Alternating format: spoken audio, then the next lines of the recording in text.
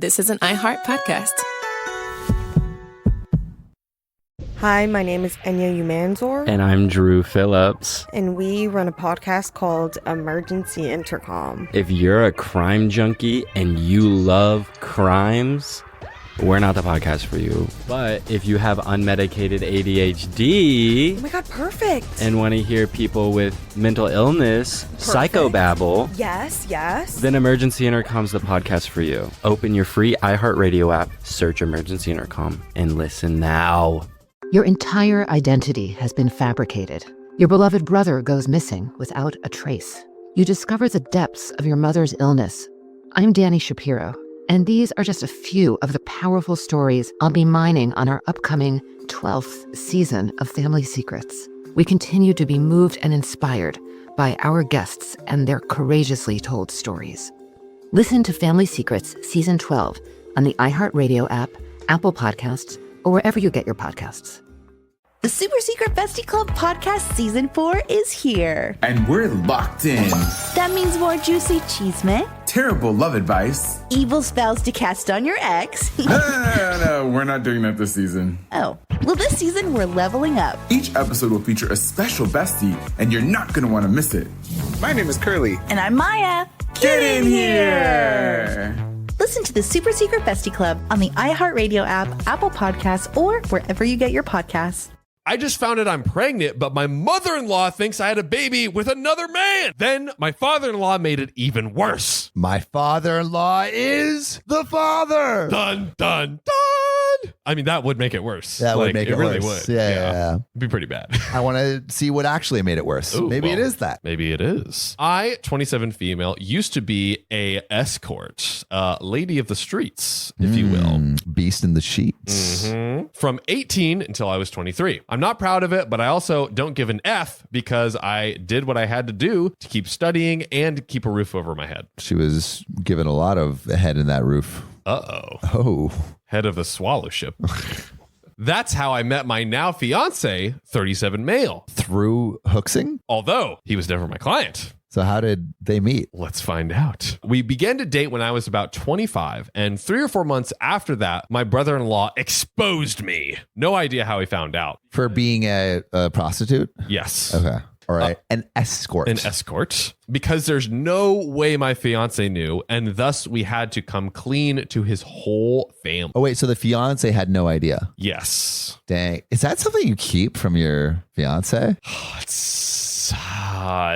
That is a really tough one. I don't know. I feel like the fiance should know. Probably. I feel like, yeah. About your past. I think that, like, but in fairness to her, it's like 3 to 4 months in. So I could see like just. But they're it's their fiance. Not at this point yet. Oh. We're throwing it back. Oh, yeah. Okay. So this 3 was to 4 months 3 to 4 months into dating. No, that's fair. That's fair. So yes, I did it. Yes, he now knows. Yes, he doesn't care. All right. Stand-up guy, I guess. There we go. It was 2 years ago at the time that I had stopped, and we got over it. After that, there was a span of 3 to 4 months in which my mother-in-law and some of my fiance's aunts and cousins would police their husbands when I was around. Oh my God. Like, oh, Hey. don't slip and fall and stick somewhere it shouldn't go. That says more about the husbands than I think it does. The about husbands the and wives. their wives. Because it's like, are you that worried? Really? Yeah. Like, my God. It was really weird, to be honest, because these dudes were like 40 to 60 years old, and I was not that desperate. Do you think they made any offers? I don't think so. Okay.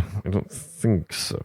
So my fiance shut their BS down hard. And even when his family still gives me the side eye from time to time, we thought it was behind us, but it wasn't. It's never behind you. Your past follows you forever. That's right. Now, he proposed to me last year, and 5 months ago, we found out that I was pregnant. Congrats. Congrats, OP.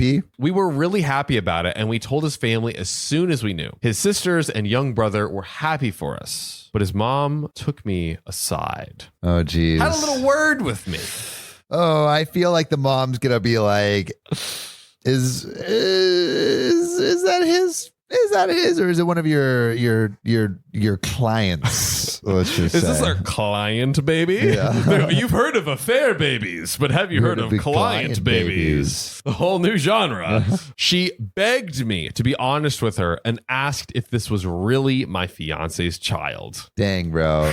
That's a rough line of questioning to be subjected to. It really, really is, though. I was taken aback, but I rolled my eyes and said yes. And she gave me some BS speech about how she only wanted to make sure and that she was so happy to be a grandmother. Yikes. I love it. That's how you initiate your new daughter-in-law into the family, by questioning her fidelity. Love it. Well, last weekend we were with his parents and with his family and some other friends, and we were talking about the baby name, how he might look, just small talk. We love him regardless. There's no, oh, I hope he gets your nose or, oh, I hope he gets your eyes type of comments. And then my father-in-law said that he and his children have a birthmark on their inner thigh and that even his grandchildren, one of my sister-in-law's kids, got the birthmark too. So our baby might also have the birthmark. But then he said, but how can we know from whom he got it? It may as well be from me, my boy, or one of my brothers here. Wait, I'm confused. He's insinuating that, it might not be her husband that's given her the birthmark. Could be from him. Could be from one of his brothers. Hooked up with? He's saying that any of the men, it could be the baby. Hi, my name is Enya Umanzor, And I'm Drew Phillips. and we run a podcast called Emergency Intercom. If you're a crime junkie and you love crimes, we're not the podcast for you. But if you have unmedicated ADHD Oh my god, perfect! and want to hear people with mental illness psychobabble, Yes. then Emergency Intercom's the podcast for you. Open your free iHeartRadio app, search Emergency Intercom, and listen now. Culture Eats strategy for breakfast. I would love for you to share your breakdown on pivoting. We feel sometimes like we're leaving a part of us behind when we enter a new space, but we're just building. On a recent episode of Culture Raises Us, I was joined by Felicia Butterfield, media founder, political strategist, and tech powerhouse, for a powerful conversation on storytelling, impact, and the intersections of culture and leadership. I am a free Black woman who worked really hard to be able to say that. I'd love for you to break down why it was so important for you to do Seed. You can't win at something you didn't create. From the Obama White House to Google to the Grammys, Felicia's journey is a masterclass in shifting culture and using your voice to spark change. A very fake, capital-driven environment and society will have a lot of people tell half-truths. I'm telling you, I'm on the energy committee. Like, if the energy is not right, we're not doing it, whatever that it is. Listen to Culture Raises Us on the iHeartRadio app, Apple Podcasts, or wherever you get your podcasts. I had this overwhelming sensation that I had to call her right then. And I just hit call. Said, hey, I'm Jacob Schick. I'm the CEO of One Tribe Foundation. And I just wanted to call on and let her know there's a lot of people battling some of the very same things you're battling. And there is help out there. The Good Stuff Podcast Season 2 takes a deep look into One Tribe Foundation, a nonprofit fighting suicide in the veteran community. September is National Suicide Prevention Month, so join hosts Jacob and Ashley Schick as they bring you to the front lines of One Tribe's mission. I was married to a combat Army veteran, and he actually took his own life to suicide. One Tribe saved my life twice. There's a lot of love that flows through this place, and it's sincere. Now it's a personal mission. Don't want to have to go to any more funerals, I got blown up on a react mission. I ended up having amputation below the knee of my right leg and a traumatic brain injury because I landed on my head. Welcome to Season 2 of The Good Stuff. Listen to the Good Stuff Podcast on the iHeartRadio app, Apple Podcasts, or wherever you get your podcasts. We could be any of the men's in the family. That makes you look bad too, bro. It does. Does this guy have a wife? Yep. What the are wife you doing, bro? His wife was the one that asked her, "Are you sure you didn't get pregnant by another man?" And he's like, "Could have been me. Could have been me." Plot twist, babe. Oh my gosh. We decided to keep it in the family. Oh God. He and his brothers began to laugh and laugh away. What are the vibes thinking, dude? Oh my God. My fiance got mad, and before he could say anything, I said, I don't get it. And my father-in-law said, yeah, because, it runs in the family. And I said, I don't get it. Why would I get it from you? Thank you. I love this effect. It's just like challenging them on the joke. Yeah, explain something. I have a quick interjection after because we're almost done with the story. We're almost done. Okay, I have a quick interjection about calling people out on their BS. Ooh, wait till the end, guys. Then he just began to get nervous and said, because, well, it was a joke, OP. And I said, but I don't get it. And you all laughed. Explain. That is such a good tactic. Yes. It got to the point that some of his friends said, hey, it's not funny, man. So he excused himself and left. Later, my fiance's brother-in-law came to me and said that I was wrong for embarrassing him like that in his own house. He embarrassed himself. Come on. But it's his own house, Sam. Oh. How could she? Hey, she can't stop him from embarrassing himself in his own house. She can just expose how much of a dick he is. Yeah. And that I knew what the joke was about because of my past, of course. And I shouldn't be surprised. Now they're all demanding that I apologize to my father-in-law. This is the question, ladies and gentlemen. Was OP the a-hole for exposing the father-in-law, or was the father-in-law the a-hole, and was the mother-in-law the a-hole? Okay, I have some thoughts on this, but first I just have to commend OP for this tactic. Yes.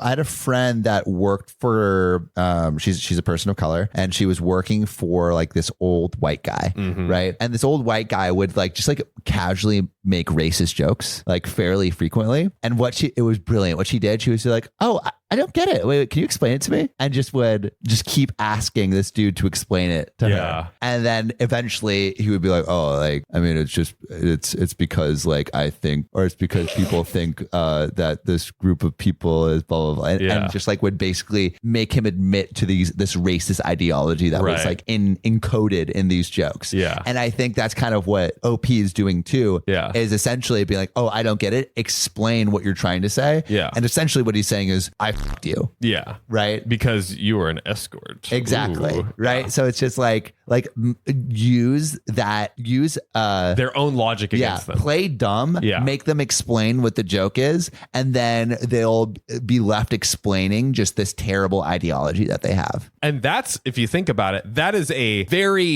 way kinder version of, I think, what they are allowed to do. They are I can't believe you would say that. Further. Yeah. Say things like go further. Like, how dare you? That all OP did was ask him to explain the joke. She used the Socratic method. Just ask some questions. Literally. Yeah. So I don't think OP is the a-hole at all. Yeah. I think the brother-in-law, father-in-law, I think the father-in-law definitely the a-hole.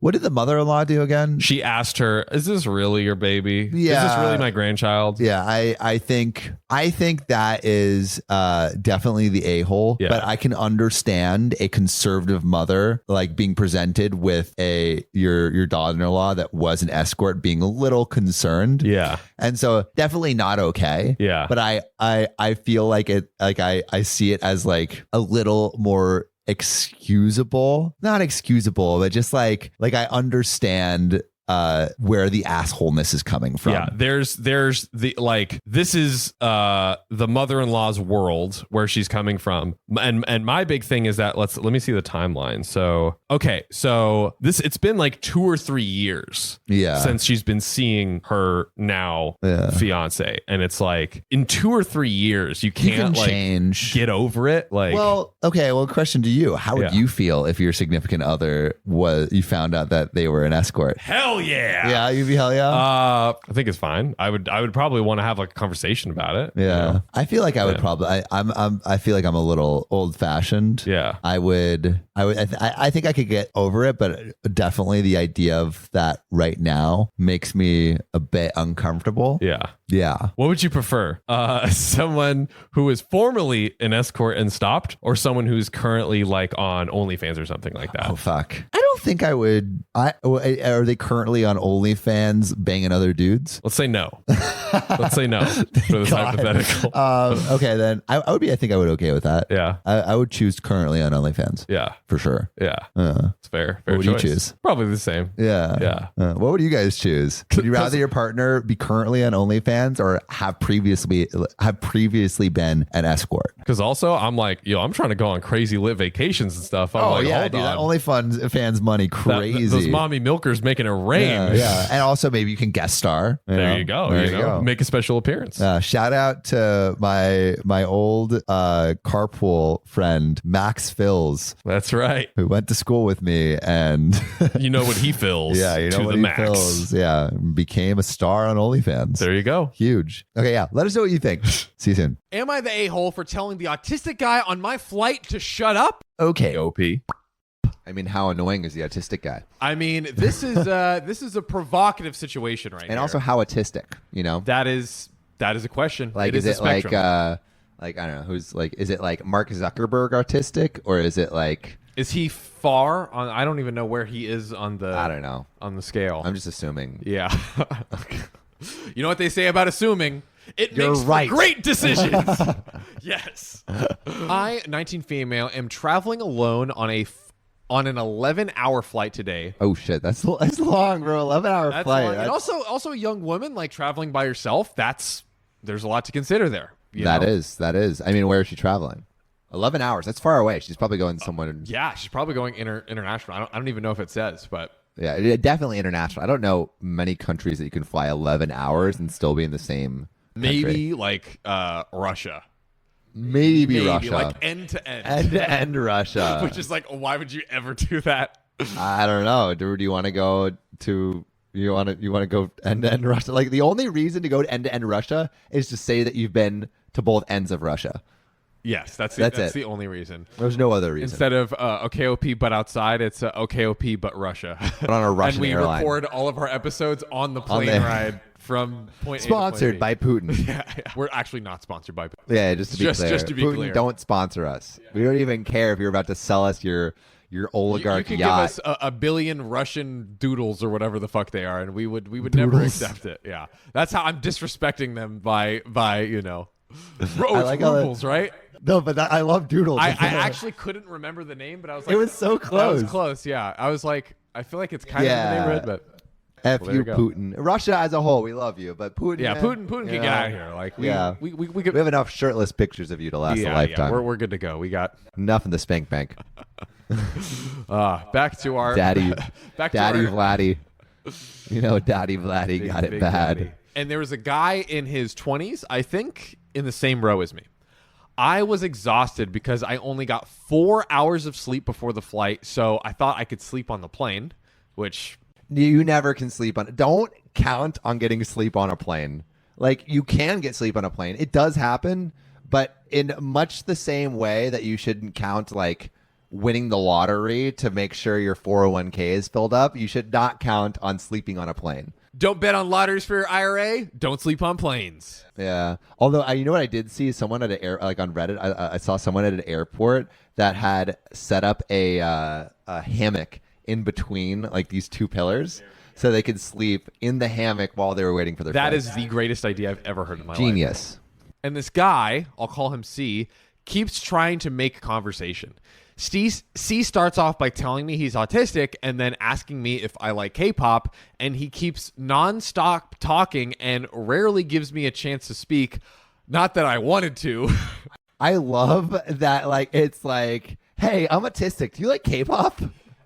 I love that combination of questions. I mean, he's being upfront also. Yeah, he's like letting bro. you know. He's like, hey, here's what's going on with me, and I like K-pop. Yeah. There we go. What are your two question openers? Stranger on the street. All right, you have to say something personal about yourself. And like an interest. I love to ask people what their fun fact is or their like special ability, because my fun fact / special ability is the fact that I can clap with one hand, and so I show them. Wow, I'm impressed. And then everyone in the group starts trying to do it, and they're like, "Wow, that's actually it's hard, right?" Yeah, I thought it would be easier. I thought. Now imagine a group. You're in a party, and there's like 7 people in a circle, and all 7 of them simultaneously start doing it. It's hard. I can't do it. I look like. Don't say it. Don't say it. Keep it. Keep it. We'll let the audience decide on that one.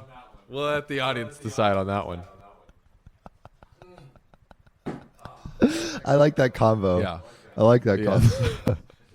All right, let's go. Let's go before I get in trouble. You're just gonna keep trying randomly. Do you ever see that? You remember when Trump got in trouble for doing Oh that? yeah. People are gonna cancel me. Exactly. Wow. We'll leave it up to their imaginations. Yeah. Okay. Please don't cancel me. I try to be polite because I have ADHD and I understand how difficult social cues can be. So he probably can't tell that I'm really not in the mood to talk right now. That I'm freaking bored out of my mind. Please stop talking to me. Over the course of the next 20 minutes, I tell C maybe 5 times that I want to sleep, and I put my headphones on each time. And then he's like, "Oh, are you about to listen to K-pop?" Yeah, true. What K-pop song are you listening to? Can I listen? And each time, C begins speaking to me after maybe 2 minutes of silence. Dude, that is rough. I'm sorry. Like, you're sitting on the plane 4 hours of sleep. You're trying to buckle in for 11 hours, and he keeps, like, 5 times. But does she take off the headphones? That's the thing. I think she is. Yeah. She's too nice. She's too nice. Don't take off the headphones. Just pretend. Yeah, dude. You are a limp body that is not going to engage. Finally, I was able to sleep for around 4 hours out of the 11. But okay, stop talking for 4 hours. Yes, but also like 4 out of 11, like that's not very much. Sure, but sleeping 4 hours on an 11-hour flight, that's like an A+ sleep wise. I'll give you that pretty one. good. I'll give you that one. But when I woke up, C started talking again.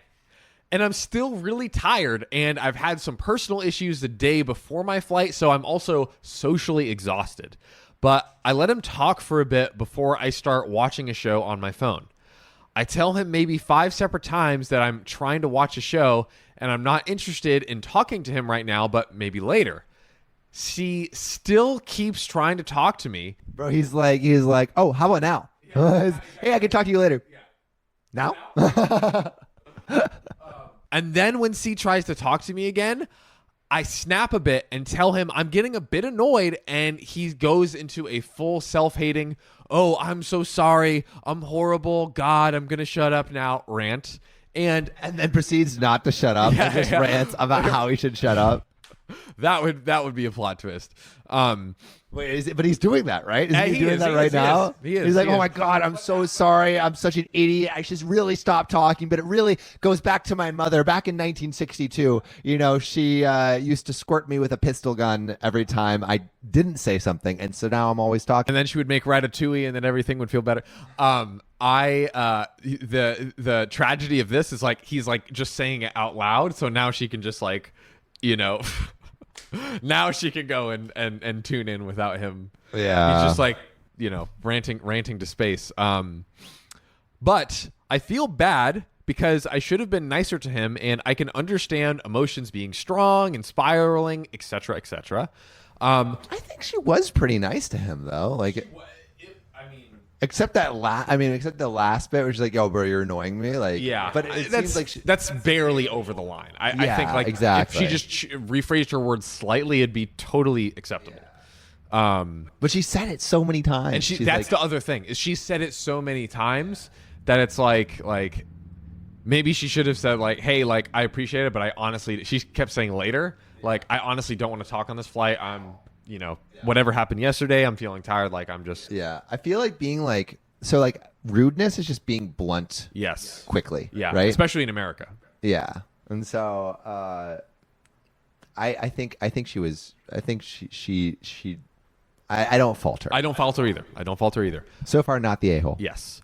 I tell C that it's okay, and I just want some time for myself as I'm not the chattiest person, but maybe later we can talk. I see. You can't do that. I put my headphones on and watched my show, but C kept trying to speak to me, but this time I ignored him, which was honestly a crappy move for me, but I just didn't have the energy at this point to interact with him. I think that's fine. I don't blame you at this point. This was the wrong move. Oh, no. What? How is that the wrong move? I feel like that should be totally fine. He moved to get out of the row and stood in the aisle and began yelling at me. What? I didn't catch everything he said, but it was along the lines of, Why can't women believe not all men are bad? Some men are on your side. I'm a nice guy. Why are you ignoring me? And then he storms off to the bathroom. Yeah. Oh, bro, you just became an incel. Yeah, he just inceled yourself. Just inceled. Wow, you went full blown incel. Wow, dude. Shit, dude. See, this is why women don't like talking to strange men. Yes, this is exactly why. Because it's also like, if you're such a nice guy, what? And you know, he has all right. Just I feel like a fact of life. If you are a nice guy, you do not need to announce to other people you are a nice guy. Here we go. That's it. That's it. That's you don't the need rule. to say it. Yeah. You don't need to I say also think the second part of that rule is you don't get to decide if you're an asshole. Only other people get to decide if you're an asshole. Hence why we exist. Yes, we are the asshole deciders. We hold the power. Power of the whole. The holy power. Fire in the hole. That's what I say after Taco Bell. It's accurate. He starts to storm off to the bathroom, and I take the chance to ask a flight attendant if I can change my seat because he really freaked me out, and I didn't want to have a panic attack on a plane. Dude, totally fair. Very fair. The flight attendants were amazing, got my stuff, and they moved me far away from him. But I do feel like I'm the a-hole because he does have autism, and I could have been more patient. Maybe ignoring him was a crappy thing. Nah, dude, nah. I mean, you only get so much of an autism pass, right? Like, at the end of the day, it's like, maybe he can't comprehend it, but that doesn't mean he gets to keep bothering you. That doesn't mean he's allowed to yell at you. You know, yeah, like exactly. That doesn't excuse that behavior. It doesn't excuse the behavior. So you have to, do what you did. Move away. Like, yeah, you put up some boundaries. OP, no fault. Case closed. Decision, girl. Hi, my name is Enya Umanzor. And I'm Drew Phillips. And we run a podcast called Emergency Intercom. If you're a crime junkie and you love crimes, we're not the podcast for you. But if you have unmedicated ADHD... Oh my God, perfect. And want to hear people with mental illness, psychobabble... Yes. Then Emergency Intercom's the podcast for you. Open your free iHeartRadio app, search Emergency Intercom, and listen now. Our iHeartRadio Music Festival, presented by Capital One, is coming back to Las Vegas. September 19th and 20th. On your feet! Streaming live only on Hulu. Ladies and gentlemen, Bryan Adams, Ed Sheeran, Fade, Glorilla, Jelly Roll, Sean Fogerty, Lil Wayne, LL Cool J, Mariah Carey, Maroon 5, Sammy Hagar, Tate McRae, The Offspring, Tim McGraw. Tickets are on sale now at AXS.com. Get your tickets today. AXS.com. Hi, it's Gemma Speg, host of The Psychology of Your 20s. This September at The Psychology of Your 20s, we're breaking down the very interesting ways psychology applies to real life, like why we crave external validation. I find it so interesting that we are so quick to believe others' judgments of us and not our own judgment of ourselves. So according to the study, not being liked actually creates similar pain levels as real life physical pain. To learn more about the psychology of everyday life and, of course, your 20s this September, listen to The Psychology of Your 20s on the iHeartRadio app, Apple Podcasts, or wherever you get your podcasts. This is an iHeart podcast.